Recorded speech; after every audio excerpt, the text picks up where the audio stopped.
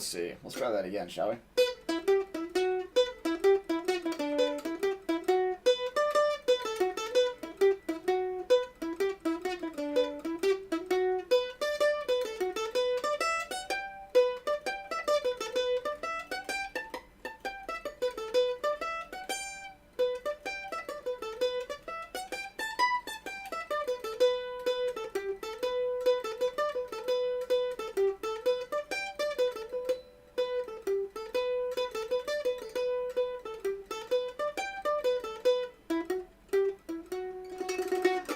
All right. Today what I'm going to do is I'm going to take a look at, it's just a song I've been learning on the mandolin. Pretty fun. Really been getting into the mandolin recently. But today what I'm going to do is look at the schedule for PPW. I'm going to go through each of the lessons, talk about what I think they'll be discussing, and kind of give you some key passages to look out for, maybe some stuff to go ahead and pre-read, you know? That way you kind of have some of this stuff in the back of your mind by the time you already, you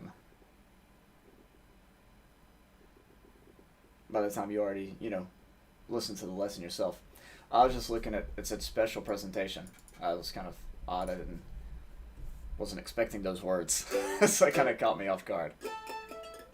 Yeah, so anyways, I'm going to go just through each lesson real quick and give you sort of an overview of what I think is going to go down. The first lesson is by Dr. Don K. Preston.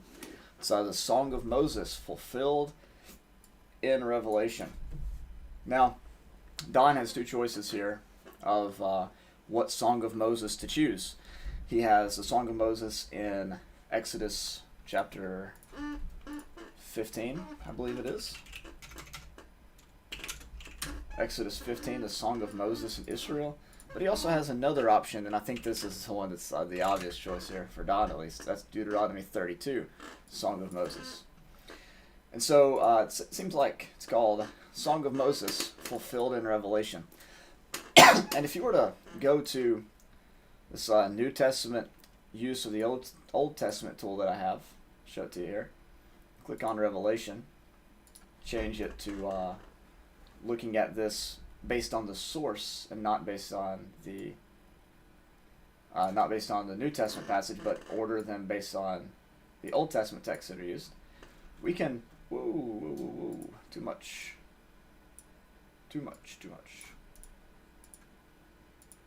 Yep, click on source.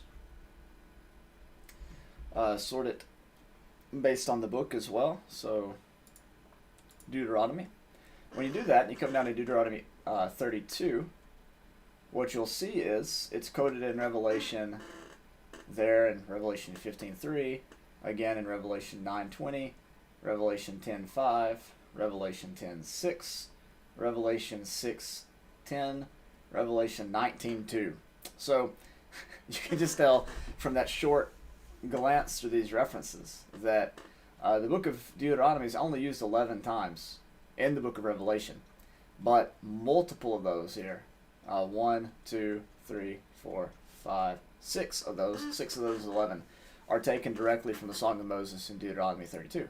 So Don's got a lot of material that he can cover in that section of his lessons tomorrow. So what I would probably do is look through Deuteronomy 32. I'd probably notice the perverse generation reference there near the beginning of the song. Maybe go to Acts 2, maybe cross-reference it with Joel 2 and Joel 3, and kind of find some similar references in Revelation as well, and just tie all that together to just try to paint a picture of what's going on in the book of Revelation. Let's see, Don has two other lessons, Song of Moses again, and Friday, the calling of the Gentiles in Revelation, and then the Song of Moses again in Saturday, which is the vindication of the martyrs. What Don will probably do here is go to Romans chapter 10, which also cites from Deuteronomy 32. So that's going to be a pretty good crossover there. And once you go to Romans 10, oh man, then you're pulling in context from Romans 9 through 11, bringing that into Revelation. He's probably going to do something with Romans 11, 25, and 26, and Elijah, if I had to guess, just because that's kind of Don's sort of style. Taking a look at specifically the calling of the Gentiles in Revelation. Like I said, that comes from Romans chapter 10. Romans 10 is another place in the New Testament that cites this passage. So what Don will probably do is go to Revelation 7, Revelation 14, and look at the group that can't be numbered. So, those are some passages you might want to read through and look out for on Friday. Don's last lesson is the vindication of the martyrs, lesson number 10, it says here. And Deuteronomy 32 gets into that subject quite a bit, especially towards the end of the chapter. In Deuteronomy 32, there's there, by the way, 21 and 22 are the passages that Romans 10 cites from. You get on down a little bit to, really the very last part here. Vengeance is mine and retribution. But really it's down here in verse 41. I'll render vengeance on my adversaries. I'll repay those who hate me. I'll make my arrows drunk with blood. My sword will devour flesh with the blood of the slain and captives, for the long-haired leaders of the enemy. Rejoice, O nations, with his people, for he will avenge the blood of his servants, and will render vengeance on his adversaries, and will atone for his land and his people. So that's really the passage that Don's going to be focusing on for his last lesson. So what you'll probably do, if you want to prep for that, is go and read through all of the major texts in Revelation that have to do with the vindication of the martyrs. Talking about Revelation 6, talking about Revelation chapter 17 and 18 and 19, Revelation 11 and the two witnesses. All of that has potential to be brought into Don's lesson on Saturday. Not to mention New Testament texts like Matthew 23, right? So there's a ton of material that he can draw from, and I think once you start going through that, it'll be very difficult for you to stop. Okay, let's look at Scott's lessons here. He's going to be talking about the marriage of the Lamb. Hey, Janet. Oh yeah, the videos are going to be great.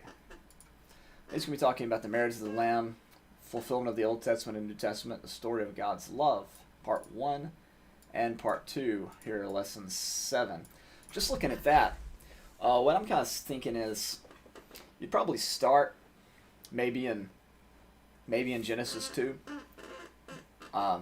move into Ephesians 5 from Genesis 2, and kind of use that as a launch pad to talk about marriage and creation and the new creation.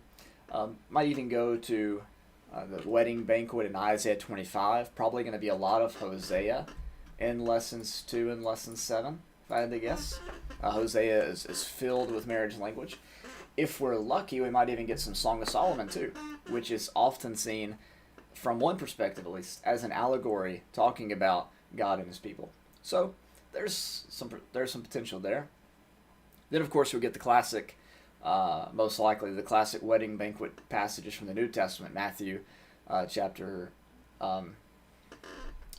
22, Luke chapter 14, probably Jesus' proposal in John 14. Again, all that has potential to be to show up in some of these lessons about the marriage of the Lamb. As for the book of Revelation, if you want to do some prep work, you can really read Revelation 19 will be your main passage. So that would be a good idea. But Revelation 19 is not your only text. You might even go to Revelation 2 and talk about how the church at Ephesus had left their first love, right? Maybe even giving them a new name will be brought into this a little bit here. Okay, look at Al's lessons. Leviticus 23 and Daniel 9, the fulfillment of Israel's covenant curses, part 1. Interesting. So when you're looking at Leviticus 23 especially, you'll obviously go to all of the, there's all of the feast days that can be found in Leviticus 23, and those show up nicely in the book of Revelation. You have Jesus talked about as the Passover lamb. You have the Feast of Tabernacles, the Feast of Trumpets, the Day of Atonement. A lot of that is brought in to the Pentecost, right? The ingathering. A lot of that's brought into play in the book of Revelation from Leviticus 23. But when you're specifically talking about the fulfillment of Israel's covenant curses, you have Moses. He says you can choose life or you can choose death, right? So they'll probably be getting into a little bit about some of that. there's going to be a large focus, if I had to guess, on Revelation 6 and then Revelation like 14 through 16. So it wouldn't be a bad idea to look into some of those texts that get into some of the bad stuff, right? So that's lesson 3. Lesson 8 is just part 2 of that, so probably more of the same kind of stuff. Okay, let's see. We'll leave mine out for next. We have Robert's lessons. Special presentation, the magnitude of the millennium, significance of the 1,000-year symbol. It's going to be an interesting lesson.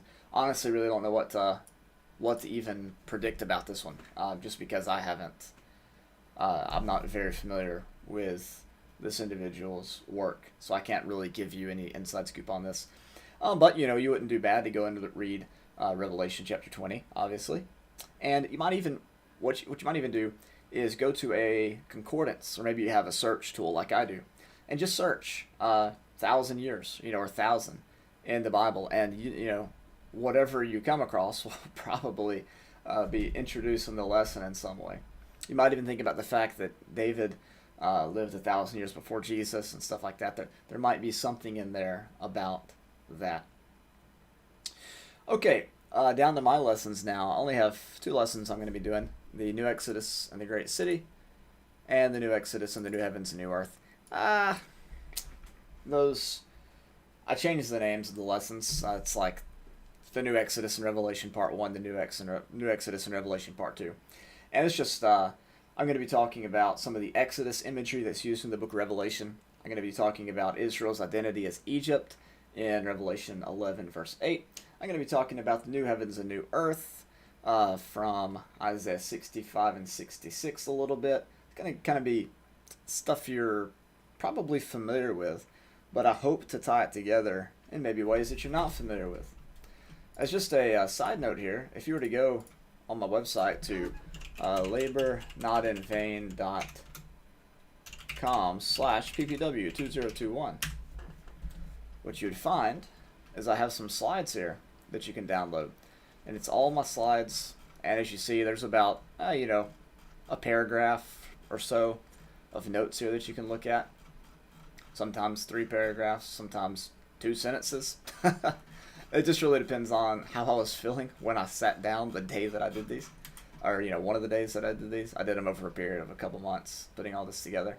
Some of them I got a little bit wordy, but a lot of that's just quotation. So anyways, you can see you got a lot of material to look through for my slides, and hopefully that'll really help supplement some of what I plan to do over the next couple of days for the PPW stuff. But as I showed you a few days ago, I've already got all my videos uploaded and ready to go.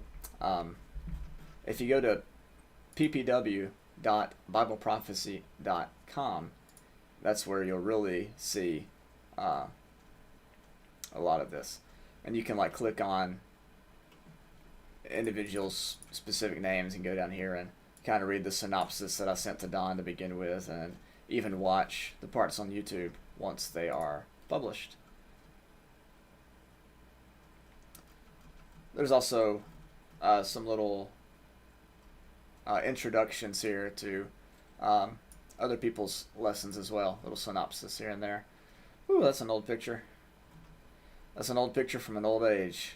From an old age. That was from, 2017? A lot's changed since then, that's for sure. See if Larry's got his... Oh, no. Larry's not going to be providing his... I didn't even realize his lessons weren't on there. He must not be doing well. Hopefully, though, once he's feeling better, he'll be able to publish his lessons, and we'll be able to get some of his stuff as well, though. That'll be good. Anyways, that's all the lessons for PPW. Hopefully that kind of gives you an introduction, maybe some passages to look over and think about that aren't, specifically mentioned, like in the lesson titles.